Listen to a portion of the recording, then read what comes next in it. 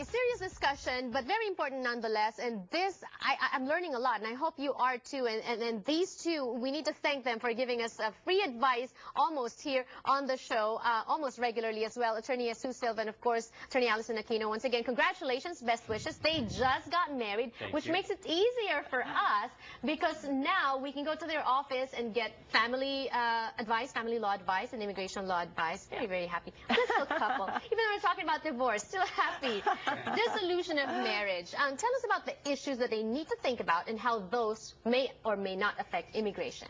Well, especially within an immigration context, I think that people tend to waive their spousal rights way too often. They think that just because their husband or wife has left and is now 3,000 miles away, that for some reason that they've automatically given up on the concept of spousal support. But that's not the case. As long as one person is lawfully living here at least 6 months here in California, a California court can get jurisdiction of the issue of spousal support. Wow. So some people are, you know, I'm sure you have clients, especially those Filipinos, and they move back to the Philippines now. They think that they can't run after their ex-husband or ex-wife for spousal support or child support even.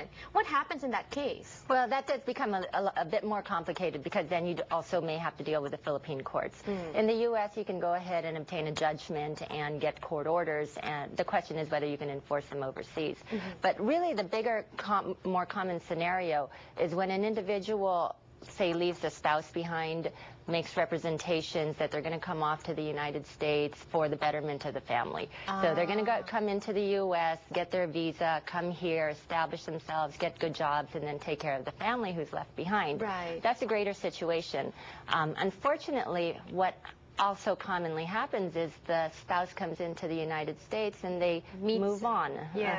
They move on, they get divorced, they find new relationships, and eventually, you know, what people don't really fully think through is just because, I mean, essentially the person who comes into the United States, they are able to secure a better future for themselves. Okay. And they are able to eventually legalize their status, perhaps, get good jobs, and make good money.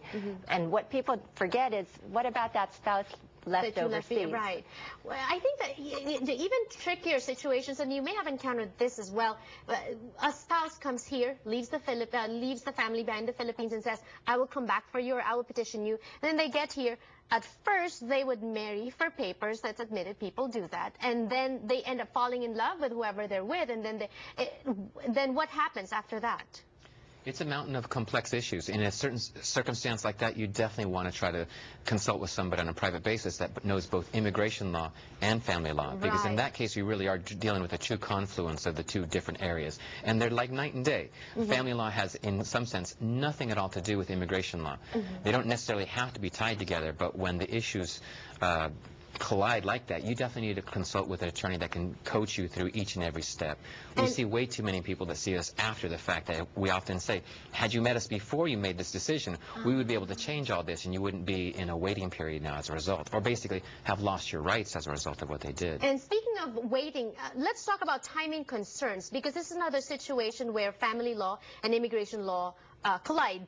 And this has to do with conditional residency waiver, talking about divorce, and talking about, you know, when you get your green card, some people stay in abusive marriages just to wait for their green card. Right. Or citizenship. Right. And I mean, as far as timing with immigration is concerned, there are certain time frames where people must file applications. So let's say, for example, the conditional residency. So if a person obtains their green card based on marriage, you do need to file the waiver, and then the marriage doesn't work. You need to file the application to remove the conditions from your green card within the 3 months before your conditional residency expires. Now, timing is very important because in many situations, the divorce must already be final in order to be able to get a grant of the removal of your conditional residency. And timing, you know, is, as Jesus can discuss, it can be long. And then with the courts right now experiencing problems, timing is, again, can be a very big problem. Because the minimum, is it minimum or is it almost, people in California, when they get divorced here, what, is it 6 months if it's uncontested? At least, yeah. And then you're saying that in Nevada, it can be shorter? As short as 2 months, yeah. Oh, if you're a wow. resident there and you qualify, you can do it much faster. Right. Does it matter? So you have to be a resident in Nevada. Absolutely. For people that are watching, you may have friends, or how do you establish residency in Nevada? You've got to show proof. And usually it helps to show where your income is coming from, where you're living, where you have an established residency. Right, right. And that's a common problem as far as my immigration is concerned. Exactly. And people think that they can take the shortcuts, you know.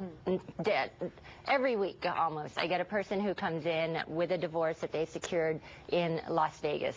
And then we start going through the visa petition. And one of the very first questions in visa petitions is, where have you lived in the past 5 years? Right. And oftentimes they forget that they just represented to the Nevada courts that they live in Las Nevada, Vegas. yeah. Yes. Oh, yes. And then you have inconsistent statements when you're going through the application with immigration. Right. And immigration knows the rules as well. So what do you advise those clients? Do things properly.